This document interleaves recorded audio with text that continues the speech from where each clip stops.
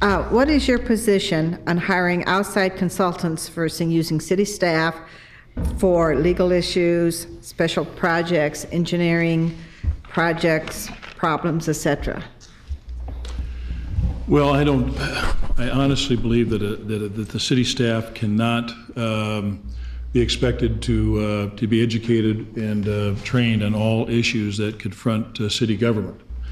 I am for the hiring of outside consultants for special projects when the staff feel like their expertise is being exceeded.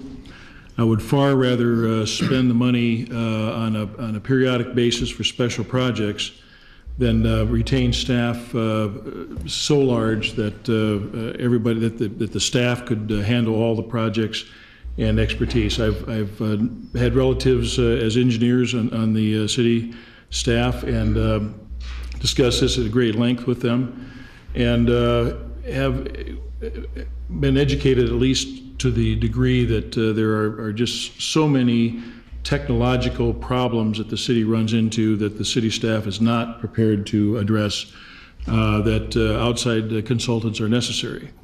Architects, engineers, development consultants are necessary, and we cannot support them on our staff full-time. I tend to be a bit wary of outside consultants, as citizens who pay attention probably know. We have a few events in our history in which I voted against or advocated against, in which we, for instance, paid a consultant $10,000 to design a slogan. I felt that that was an issue which would have been better served by citizen involvement and community input, whether that be a contest or other means, to in essence do it for free and include the buy-in and citizen involvement so crucial to a slogan like that and a vision.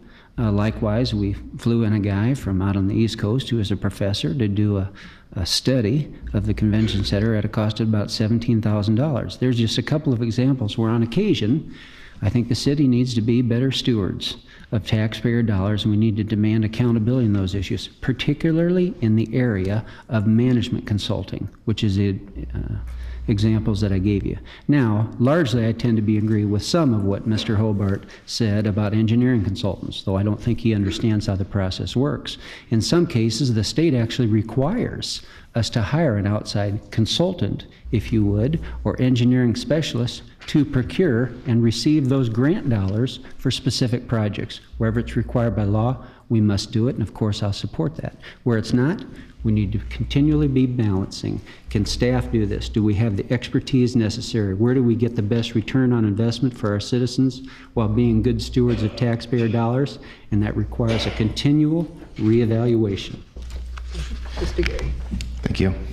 As we look at the issue of consultants, I think there's one thing you have to clear up. Even though they come across as being said they're consultants, majority of the time that we're improving consultant agreements, it's with engineering firms who are working on city infrastructure.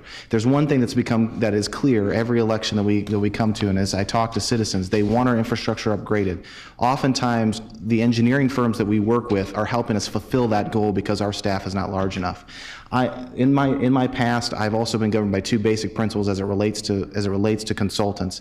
Number one, they need to bring an expertise into City Hall that we cannot foster within our own staff levels, meaning that they have to bring something to the table that we couldn't bring in, or that it would be impractical to hire somebody specifically for a project.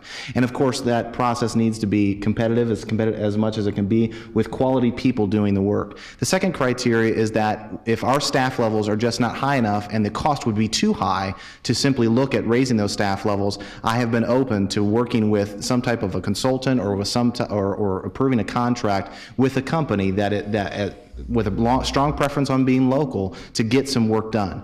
It's oftentimes helped us save property tax dollars, save staff times for more critical elements in our city hall and city infrastructure. I've been very diligent not to vote for consulting agreements that I thought were irrational or that were wasteful. In fact, there's only been a handful where we've ever done with any management consulting. Most of the time they're bringing an expertise, they're not running City Hall. Mr. Rochester. Sometimes the consulting fees that we incur are not necessary. I know that there was $11,000 Riverside parking lot study that wasn't necessary. I know on 26 and Douglas there was a water line that broke, that we had staff in place that could have evaluated that issue and how to fix that issue. But again, we hired in a consultant. So I think a lot of times they're prioritizing different projects in Sioux City, and so they decide not to waver from their current priorities and hire a consultant to save time. And I think that that's probably a bad policy. I think that if we have the expertise on staff, then we need to find a way to make it work and save tax dollars by not continuing to hire consultants when it's not necessary. Now, obviously, we can't have a staff large enough for the city to handle every issue that's going to come up under the sun. But on the issues that we can handle, I do think that we should utilize the staff that we have and utilize our priorities and just change our priorities a little bit if need be, so that we don't have to spend a numerous amount of consulting fees for things that we can do within our city.